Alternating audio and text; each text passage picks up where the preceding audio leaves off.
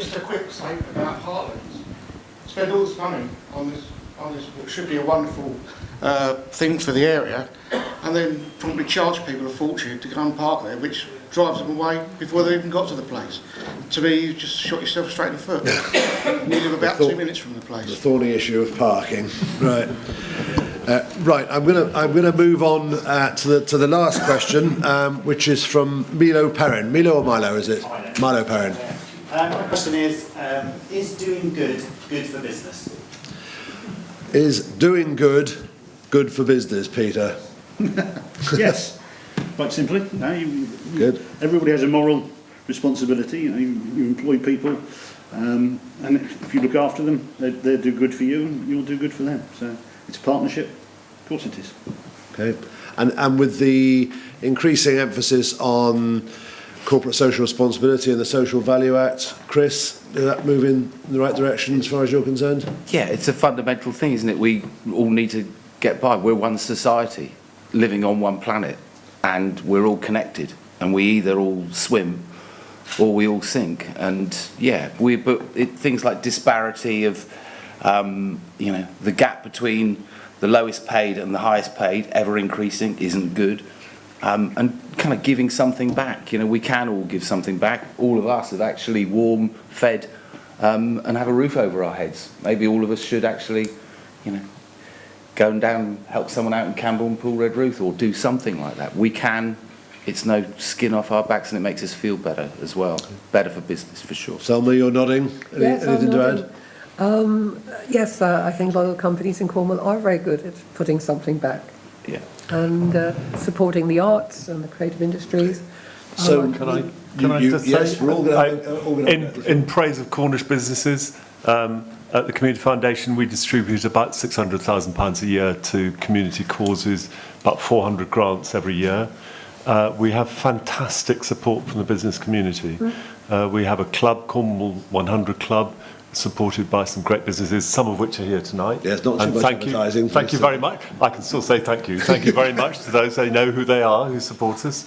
But I think it's one of the great things about Cornwall is the fabulous support that businesses and individuals, because most individuals contribute in one way or another as well, give back to the Cornish economy and Cornish people. I think it's great. Good. David? Yeah, I could. If you know your Dickens, there was an ironic line in that which seemed to characterise the Thatcher years, really, that the Good Samaritan was a bad economist. But round the college now, at a time when student mental health issues are intensifying, alarmingly, really, in terms of the levels of sort of hope and encouragement out there, or the lack of them, we've got a poster up that says, "Doing good does you good." And I firmly believe that psychologically it's true. Good. Okay. And with the growth of social enterprises as well, I guess this is going to be even more embedded into Cornwall's business community. And finally, Andrew. Yeah, Milo, I suspect that if you ask David's students how they are, most of them answer they're doing good. But that's not what you meant, was it? No. And I firmly believe that actually, if I bring it back to a business context, then no business is going to succeed long term unless they're a force for good. There's a lot of cynicism about the business model and capitalism and so on, in that people are interested in shareholders and profits and return and so on. But actually, long term, it seems to me that a business has to be a force for good in the community for it to succeed. So it's in its own interests to do good by definition. And that would be my experience as well, that Cornwall is a very well-connected place in the main, and that most businesses and now social enterprises do good. Before I close, any further comments on that or anything else we've raised this evening that you don't think has got to the nub of it as far as you were hoping to hear? Yeah, I'd like to make a point. Martin? Martin Pearson, Manufacturing Advisory Service. Over the last 12 months, I must have visited 200 companies. And when I hear about the food and drink, they pay their wages the lowest of all the sectors. Just like to mention that. And sitting behind you is Mr. Ugaldi.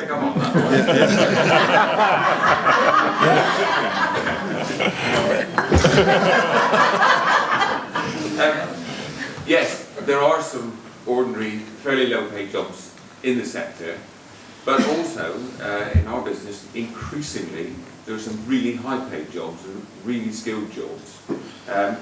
a lot of which we have to import at the moment. So, and I know that we're all working to try and actually train up, putting courses in place for these skilled jobs.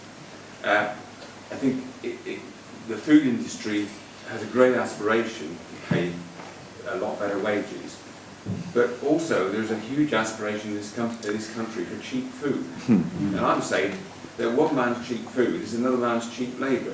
So if everybody was prepared to pay just a little bit more for their food, then it would be quite easy to get those wages up. But there's absolutely a relentless battle to beat prices down. So it's all a matter of balance. So give us a level playing field and we can get there. Okay, and I know that the emphasis from yourself, Phil, and Ruth in Cornwall Food and Drink, that we do want that industry to pay better.